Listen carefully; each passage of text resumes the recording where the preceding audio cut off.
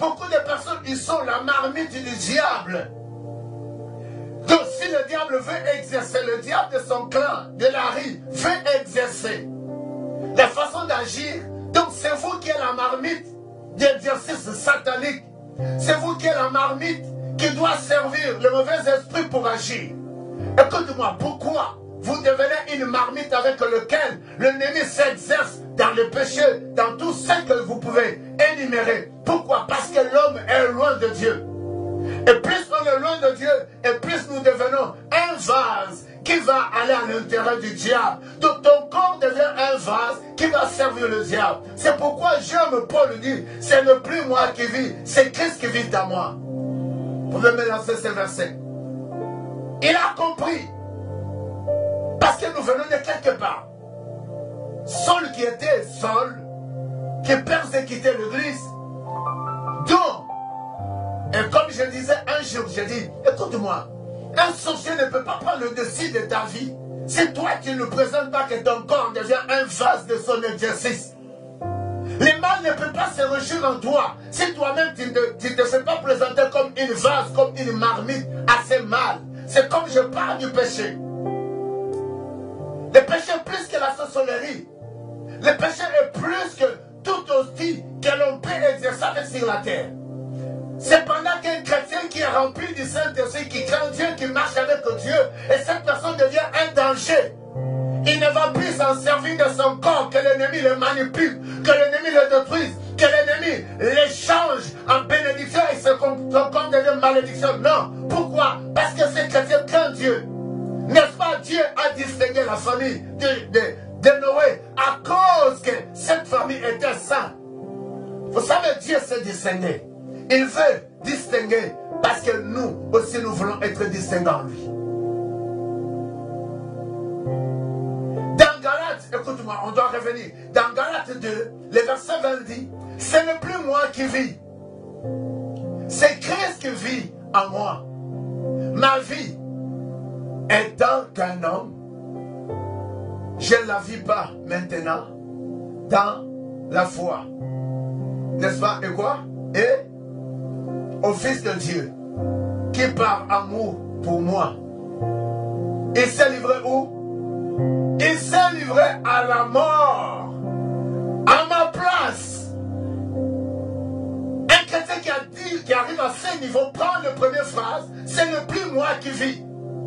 Dieu veut que nous arrivions dans ce stade, que ce n'est plus moi qui vis. Donc même devant le sorcier, ce n'est plus toi qui vis, c'est Dieu qui vit en toi. Devant maladie, ce n'est plus toi qui vis, c'est Dieu qui vit en toi. Devant le rite de notre clan, parce que le sang a été déjà vendu.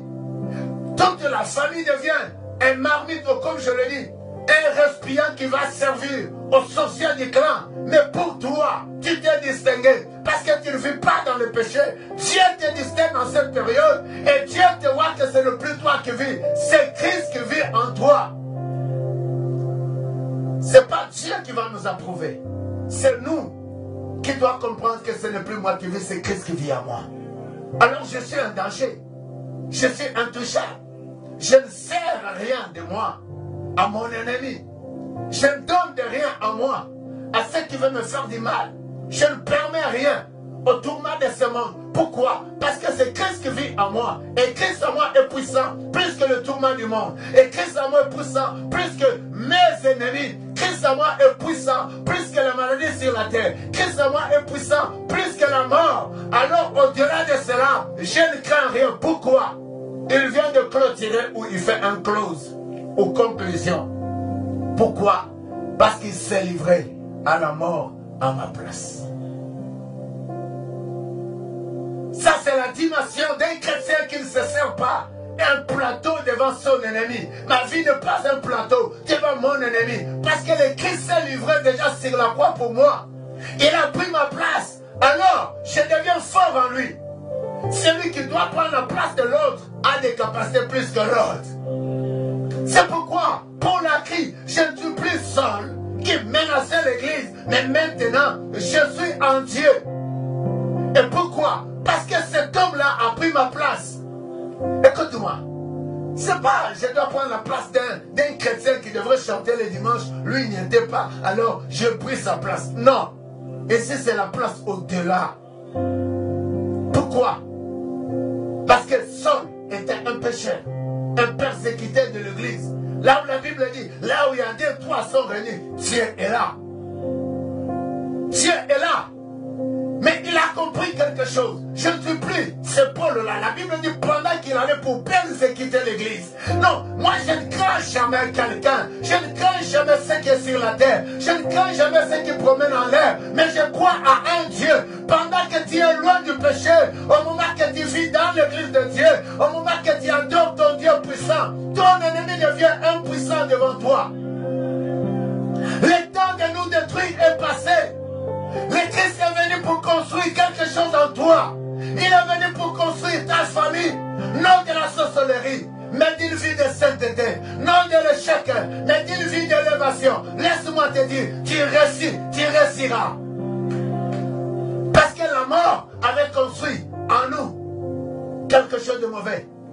Les coutumes ont construit en nous l'échec, la honte, la sorcellerie a construit en nous. Tu seras au bas des cieux. Peu importe ton diplôme, peu importe les démarches, peu importe ta force, tu ne réussiras pas. Oui, mais laisse-moi te dire, si tu peux aller dans cet angle et de comprendre que ce n'est plus moi qui vis, c'est Christ qui vit en moi. Et tu peux conclure. Pourquoi? Je le proclame avec fierté parce qu'il est mort pour moi. Il a pris ma place. Ma place, ce n'est plus la mort. Ma place, ce n'est plus la honte. Ma place, ce n'est plus le chèque. Ma place, ce n'est plus la mort. Non, ma place, c'est la vie. Ma place, ce n'est plus la malédiction, c'est la bénédiction. Ma place, ce n'est plus mourir, vivre. Oui, parce que le Christ était mort et moi, je dois vivre. Peu importe l'intempérie qui se passe sur la terre, mais moi, je vivrai. Ah non, laisse-moi te dire, la destruction a été déjà passée. C'était autant que cette parole peut nous fixer à sa grandeur dans ton cœur et dans ton corps. Moi, je me dis, il ne faut pas prier comme tout le monde. Il ne faut pas gêner comme tout le monde. Il ne faut pas aimer Dieu comme tout le monde. Dieu est présent. Mais est-ce que comprends-tu qu'il vit en toi? Il a pris la place de l'échec. Il t'a donné la place de la réussite. Il a pris la place de la mort. Il t'a donné la place de la